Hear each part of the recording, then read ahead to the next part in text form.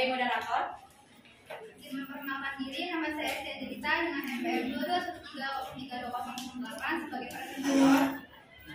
Saya Rita Cecilia Francisca dengan NPM 22130320111 sebagai presentator. Saya Nuraini Fitriana dengan NPM 22130320109. Saya Megosari dengan NPM 2213032007. Saya Muhammad Fitri NPM 2213032007. Hari ini kami akan mempresentasikan makalah kami yang berjudul Bangsa dan Negara.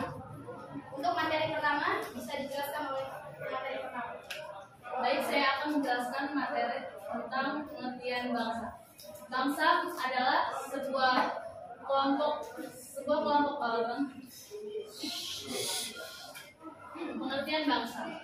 Bangsa adalah sekelompok orang yang memiliki adat istiadat, asal-usul, bahasa, dan sejarah yang sama serta berkepemimpinan sendiri. Bangsa sendiri ialah sebuah kelompok yang terdiri dari sebuah kelompok orang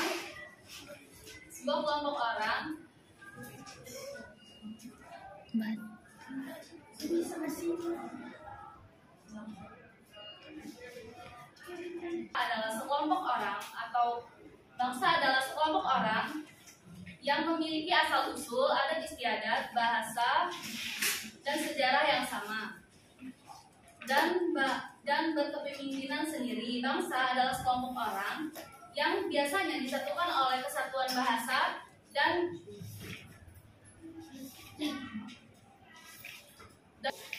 wilayah tertentu di bumi. Terima kasih Meta atas penjelasannya. Untuk materi selanjutnya materi kedua. Di sini saya sebagai presentator kedua akan mendefinisikan pengertian negara. Menurut Kamus Besar Bahasa Indonesia, pengertian negara dibagi menjadi dua. Yang pertama, negara adalah suatu organisasi yang memiliki tingkat kekuasaan tertinggi dan ditaati oleh masyarakat. Yang kedua, negara adalah suatu kelompok sosial di bawah organisasi, lembaga, partai politik, dan juga pemerintahan yang berdaulat. Selain itu, pengertian negara juga didefinisikan oleh beberapa ahli, seperti Roger yang menyatakan bahwa pengertian negara adalah alat untuk mengatur persoalan-persoalan bersama masyarakat. Kemudian Max Weber yang mengatakan bahwa negara adalah suatu masyarakat yang memiliki hak monopoli dalam penggunaan kekuasaan fisik secara sah di dalam suatu wilayah. Terima kasih. Terima kasih penjelasannya, Esti. Untuk materi selanjutnya akan dibacakan oleh kita sendiri. Selanjutnya adalah unsur-unsur terbentuknya negara. Jadi unsur-unsur terbentuknya negara itu terbagi menjadi 4. Yang pertama, wilayah. Yang kedua, rakyat. Yang ketiga, pemerintah yang berdaulat. Dan yang keempat adalah pengakuan dari negara lain. Untuk wilayah itu terbagi menjadi 2. Yang pertama, wilayah daratan dan lautan. Rakyat adalah kumpulan manusia yang hidup bersama dalam suatu masyarakat penghuni suatu negara. Meskipun mereka ini mungkin berasal dari keturunan dan memiliki kepercayaan yang berbeda. Yang ketiga adalah pemerintahan yang berdaulat. Dalam arti luas, pemerintah adalah gabungan dari semua badan kenegaraan, yaitu eksekutif, legislatif, dan yudikatif yang berkuasa pemerintah di wilayah suatu negara. Dan yang keempat adalah pengakuan dari negara lain. Pengakuan oleh negara lain didasarkan pada hukum internasional. Pengakuan itu bersifat deklaratif atau evidenter, bukan konstitutif. Baik. Terima kasih penjelasannya. Kita untuk materi selanjutnya akan dibacakan oleh Fitri. Baik, selanjutnya yaitu bentuk negara Indonesia. Negara Indonesia merupakan bentuk negara kesatuan. Negara kesatuan yaitu bentuk negara yang sederhana tetapi menghasilkan negara yang berdaulat baik dalam atau luar. Terdapat beberapa ciri-ciri negara kesatuan yaitu terdapat pemerintah pusat yang memiliki kedaulatan baik ke dalam atau keluar. Yang kedua yaitu terdapat suatu undang-undang dasar yang berlaku di seluruh wilayah negara. Dan yang ketiga yaitu terdapat satu kepala daerah kepemerintahan. Dan yang terakhir yaitu terdapat suatu badan rakyat pemerintah. Negara kesatuan adalah sudah dianut oleh Indonesia sejak proklamasi kemerdekaan Indonesia tanggal 17 Agustus 1945. Negara kesatuan adalah bentuk negara yang sifatnya tunggal dan tidak tersusun atau terbagi dari beberapa negara yang memiliki kedaulatan dan kewenangannya berada pada pemerintahan pusat. Hal ini sesuai dengan pasal 1 ayat 1 Undang-Undang Dasar 1945 yang berbunyi negara kesatuan Indonesia yaitu berbentuk republik. Dan ayat kedua yaitu kedaulatan berada di tangan rakyat dan dilaksanakan menurut Undang-Undang Dasar. Kedaulatan berada di tangan rakyat artinya Indonesia menganut sistem demokrasi yang dalamnya menjalankan pemerintahannya. Terima kasih penjelasannya Fitri. Untuk materi selanjutnya akan dijelaskan oleh Ima. Baik, selanjutnya proses terbentuknya negara. Asal mula terbentuknya suatu negara dapat dibedakan menjadi 3 proses. Yang pertama secara primer, yang kedua secara sekunder, dan ketiga secara teoritis. Yang pertama secara primer, terjadinya diawali dengan adanya keluarga yang memenuhi kekuasaan masing-masing. Adapun tahapannya yaitu persekutuan masyarakat atau suku, kerajaan, negara, dan negara demokrasi. Yang kedua, secara sekunder, terjadinya suatu negara lebih pada pendekatan nyata atau kenyataan. Terdapat macam-macam asal mula terjadinya negara sekunder yaitu proklamasi, separatis, invasion, sesi, fusi, aktivase, dan penduduk atas wilayah yang belum ada pemerintah sebelumnya. Yang ketiga, secara teoritis. Terdapat beberapa teori tentang terbentuknya negara, yaitu teori tentang sosial, teori kekuatan, teori ketuhanan, teori historis, kedaulatan hukum. Terima kasih penjelasannya Ima. Untuk materi terakhir akan dijelaskan oleh Baik, materi terakhir yaitu proses terbentuknya negara Indonesia. Proses terbentuknya bangsa dan negara Indonesia melalui suatu proses yang cukup panjang. Sejak masa sebelum bangsa asing menjajah Indonesia seperti masa kejayaan Kerajaan Kutai, Sriwijaya, Majapahit, dan kerajaan-kerajaan lainnya. Kemudian datanglah bangsa asing ke Indonesia, maka bangsa Indonesia saat itu bertekad untuk membentuk suatu persekutuan yang disebut bangsa. Sebagai unsur pokok negara melalui Sumpah Pemuda pada tanggal 28 Oktober 1928.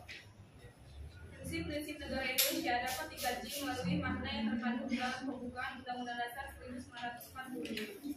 Kita dapat mempelajari serta menelaah dokumen kenegaraan Indonesia. Di antaranya adalah pembukaan Undang-Undang Dasar 1945, terutama pada alinea 1 sampai 3, yang dapat dijelaskan sebagai berikut. Alinea 1 menjelaskan tentang tata belakang terbentuknya negara dan bangsa Indonesia. Alinea kedua menjelaskan tentang perjalanan perjuangan bangsa Indonesia dalam memperjuangkan kemerdekaan. Alinea ketiga menjelaskan tentang kedudukan kodrat manusia Indonesia sebagai bangsa yang religius. Baik, sekian penjelasan dari kami. Jika ada yang ingin ditanyakan, kami persilakan.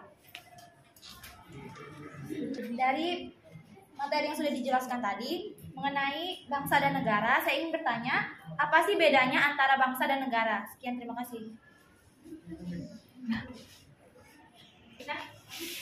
Baik, sebelumnya izin memperkenalkan diri. Saya Aisyah Suciningrup, NPM 2213932024. Seperti yang sudah dijelaskan oleh rekan Nur tadi, bahwasanya kedaulatan berada di tangan rakyat. Itu kan tinggi. Terus sambutannya dengan yang sudah dijelaskan tadi itu, mengapa bisa hakikat negara itu bersifat memaksa dalam materi ini. Terima kasih.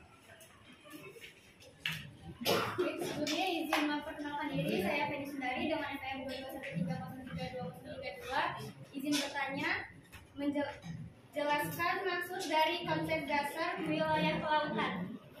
Terima kasih. Isi waktu untuk menjawabnya.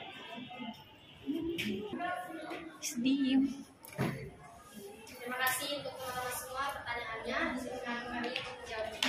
Silakan untuk peserta menjawab pertanyaan dari Novia. Pertanyaannya, apa bedanya bangsa dan negara? Jawabannya, perbedaan negara merupakan suatu organisasi besar yang teratur, sementara bangsa hanya sekumpulan masyarakat. Negara memiliki legitimasi dalam mengatur dan memaksa masyarakat, sementara bangsa tidak.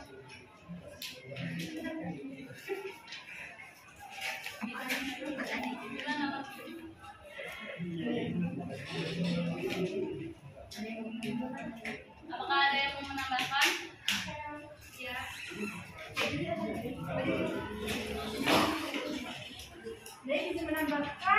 dari Dina tadi mereka bilang bangsa adalah sekumpulan masyarakat kan.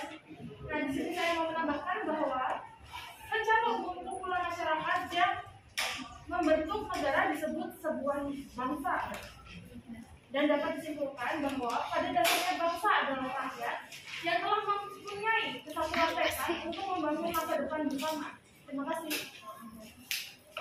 Kita bahas lagi. Jika tidak ada, kita akan selanjutnya untuk menjawab pertanyaan yang kedua. Akan dijawab oleh Nuraini.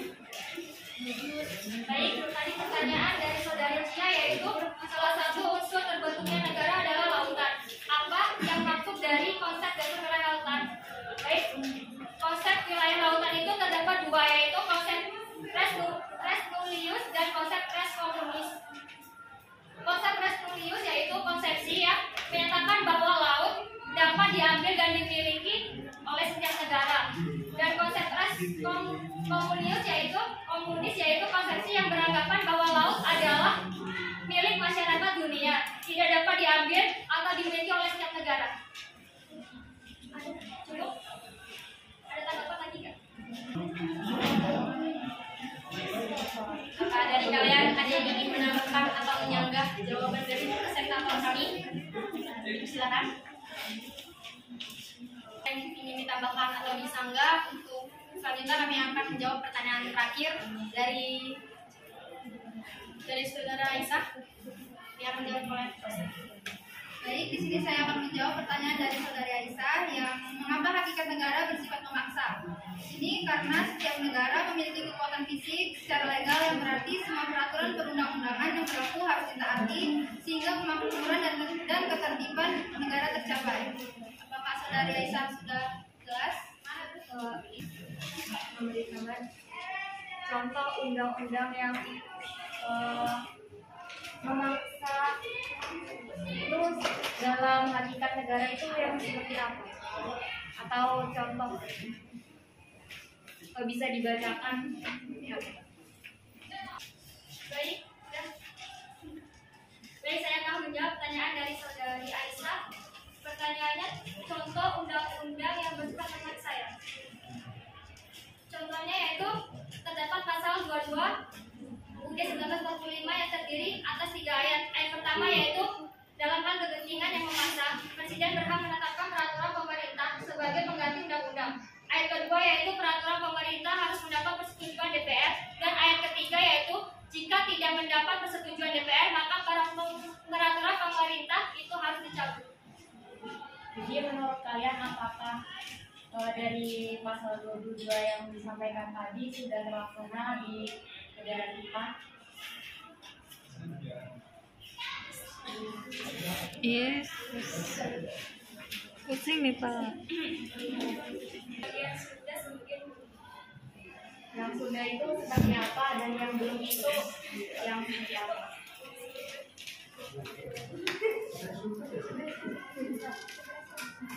Yes.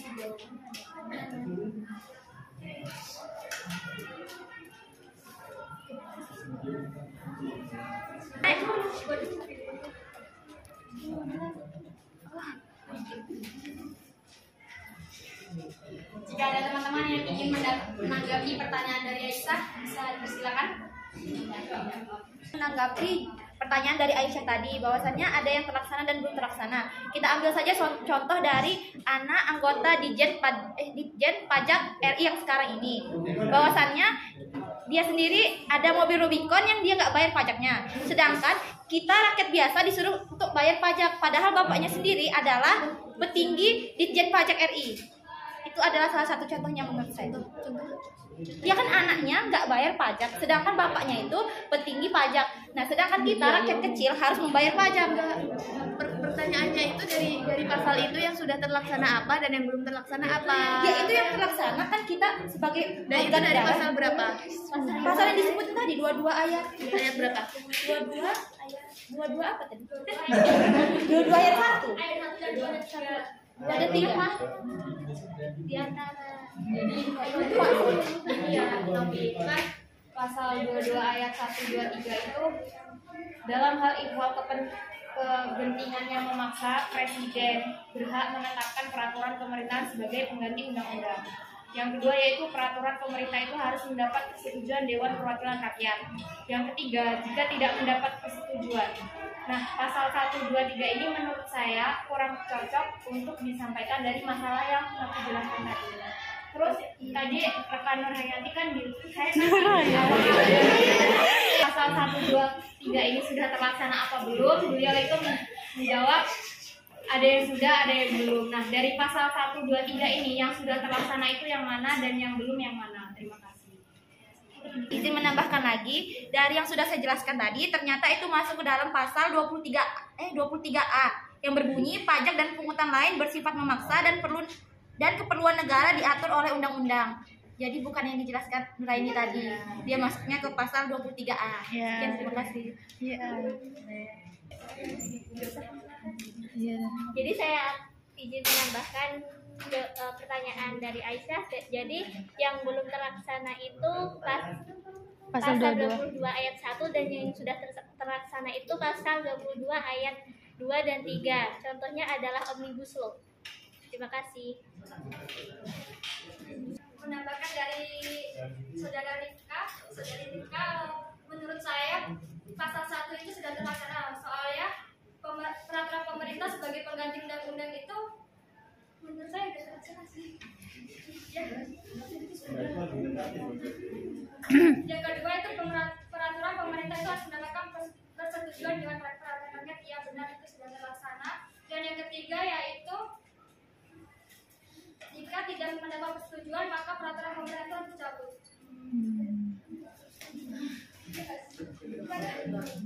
Belum sih. Itu kalau menurut saya itu belum pasal 3. Udah. Bagaimana, saudari Aisyah? Jadi bisa disimpulkan tadi kalau dari sudut pandang yang berbeda, bahwasanya jawabannya juga berbeda. Kalau dari saudara Rinka yang belum terlaksana itu pasal 1, kalau dari saudara pemateri itu yang belum terlaksana pasal 3. Jawabannya subjektif. Udah. Terima kasih. Sekian pembahasan dari kami. Dapat disimpulkan bahwa